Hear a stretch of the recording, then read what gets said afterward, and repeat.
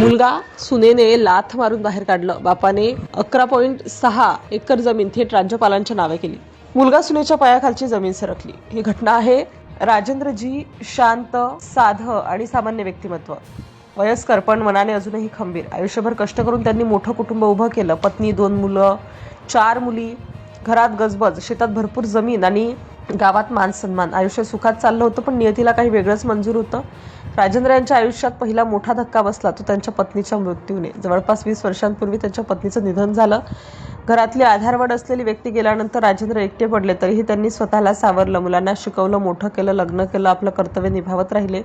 मुलांवर त्यांनी खूप प्रेम केलं. विशेषतः सुनेला त्यांनी मुलीसारखाच मान दिला. घरात कधीही भेदभाव केला नाही, सर्वांना समान वागणूक दिली. आयुष्यभर त्यांनी स्वतःसाठी काहीच ठेवलं नाही, सगळं मुलांसाठीच केलं. त्यांना वाटलं म्हातारपणी मुलं आपली काळजी घेतील.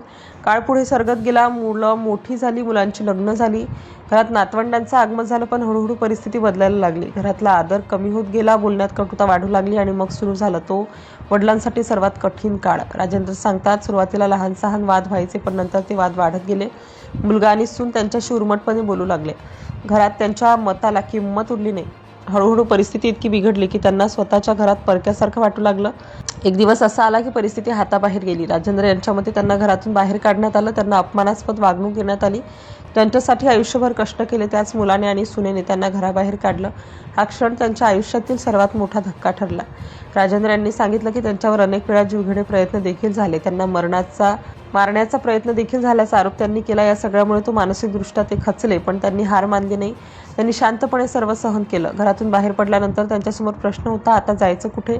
मोठं कुटुंब असूनही ते एकटे पडले होते. शेवटी त्यांनी वृद्धाश्रमाचा मार्ग निवडला. गेल्या 5 महिन्यांपासून ते वृद्धाश्रमात राहू लागले. वृद्धाश्रमात राहताना त्यांनी आयुष्याचा पुन्हा विचार केला. आयुष्यभर केलेले कष्ट, मुलांसाठी दिलेली संपत्ती आणि बदल्यात मिळालेली अपमानाची वागणूक, हे सगळं त्यांच्या मनात सतत फिरत होतं. याच दरम्यान त्यांनी एक मोठा निर्णय घेण्याचा विचार केला. असा निर्णय ज्याने सर्वांनाच धक्का बसणार होता. त्यांनी ठरवलं आता संपत्तीबद्दल नवीन निर्णय घ्यायचा. राजेंद्र यांच्याकडे सुमारे 11.6 एकर जमीन होती. ही जमीन करोडो रुपयांची होती. गावात ही जमीन खूप मौल्यवान मानली जात होती. सर्वांना वाटत होतं की ही जमीन मुलांनाच मिळणार. पण राजेंद्र यांनी वेगळाच निर्णय घेतला. त्यांनी ठरवलं की ही जमीन मुलांना न देता सरकारच्या नावे करायची. हा निर्णय त्यांनी शांतपणे घेतला. त्यानंतर त्यांनी कायदेशीर प्रक्रिया सुरू केली. कोर्टात जाऊन त्यांनी कागदपत्रांची पूर्तता केली. त्यांनी आपली 11.6 एकर जमीन उत्तर प्रदेशच्या राज्यपालांच्या नावे केली. हा निर्णय ऐकून सर्वजण थक्क झाले. गावात एकच चर्चा सुरू झाली. लोकांना विश्वास बसत नव्हता की एक बाप असा निर्णय घेऊ शकतो. राजेंद्र यांनी इतक्यावरच ते थांबले नाहीत. त्यांनी आपल्या मृत्यूपत्रात अनेक गोष्टी नमूद करून ठेवल्या.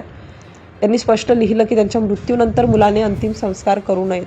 हा निर्णय ऐकून मुलगा आणि सुनेच्या पायाखालची जमीन सरकली. त्यांना वाटलं नव्हतं की परिस्थिती इतकी बदलू शकते.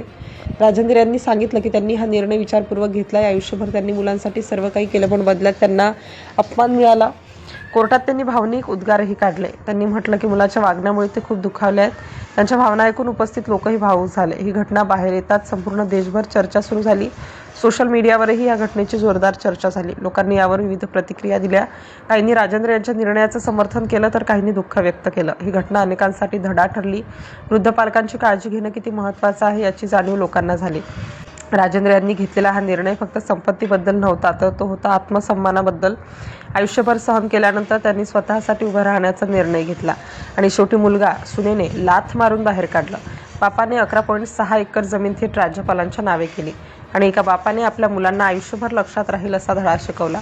अशी उत्तर प्रदेशातील मुझफ्फरनगरमधील खरी घटना, ज्याने संपूर्ण देशाला विचार करायला भाग पाडलं.